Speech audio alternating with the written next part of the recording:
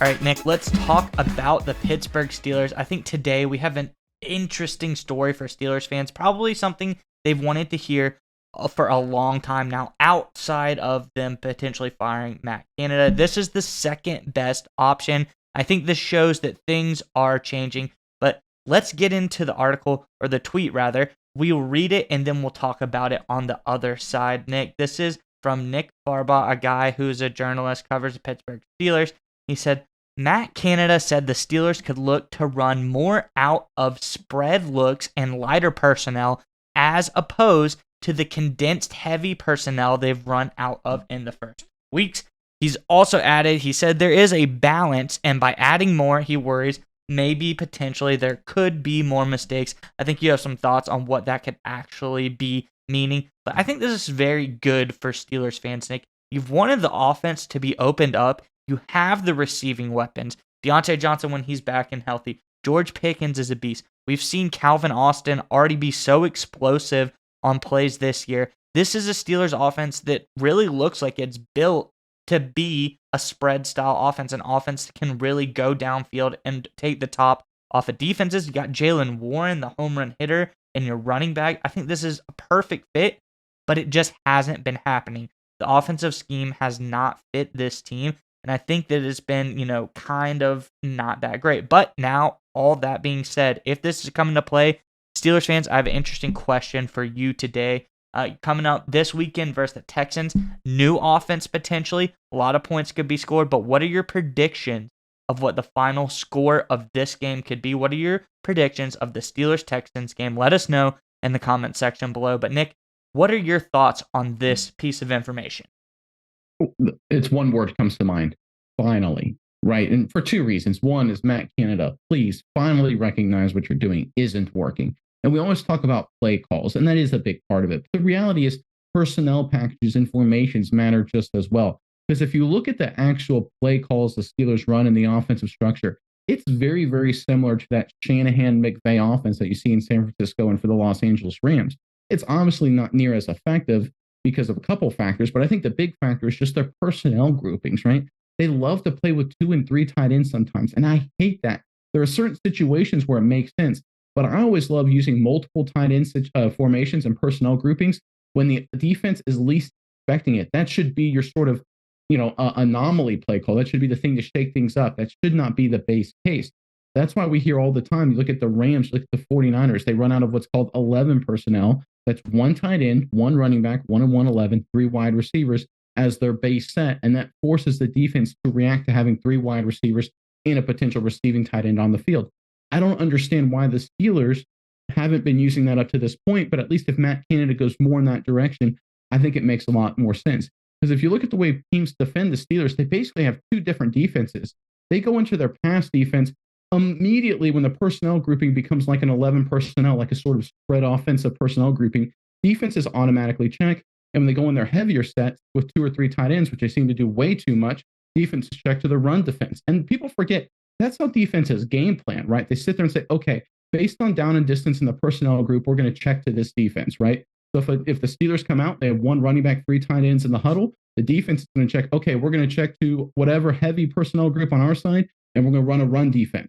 And at that point, the Steelers are like, whoa, our offense isn't working. Like, well, because you're letting the other team know what you're doing schematically, because you're not throwing any wrench in the plan all the time. When you're in heavy sets, you run the ball or do a play action. And when you're in a spread set, you just run a normal spread passing offense. How about let's run some out of these spread sets? How about we get 11 personnel like the Rams do with McVay, like the 49ers do with Shanahan, and run the ball out of that? And look, there should be a reason to change. The Pittsburgh Steelers through 3 games have barely just over 200 yards of offense running the football. If you look at the stats individually, it's not great. Najee Harris, a buck 39, 4.0 yards per carry. Jalen Warren has 55 yards on 17 totes. That's only 3.2 yards per carry. As a team, they're only averaging 3.2 yards per carry. That's not going to get it done.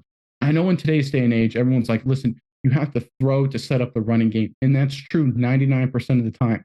But sometimes if you get in the right personnel grouping, if you go in a spread set and you're able to pound the rock for 6, 7, 8 yards a carry, which the Steelers can do, they have a good enough offensive line. They certainly have good enough running backs.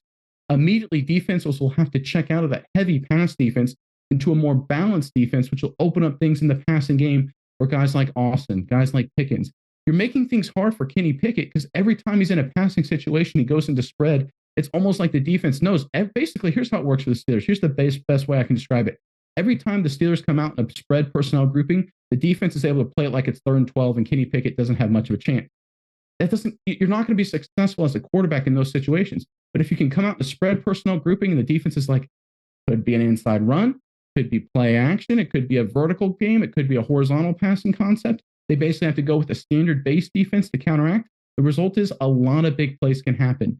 I think the fact that Matt Canada is hopefully, based on his comments here, finally recognizing that he should go into different personnel packages when it's time to run the ball, I think is a great sign for the Steelers offense. Yeah, Nick, and we've seen it happen. You brought up the rushing stats.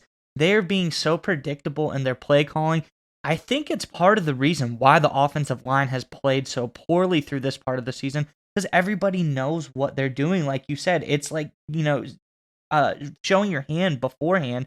They're knowing how to play this offensive line. It's why it's been so poor. But we've seen it. I've read the stats. I read one stat that said 50% of the pressures on the offensive line have come through either the center or the left tackle position.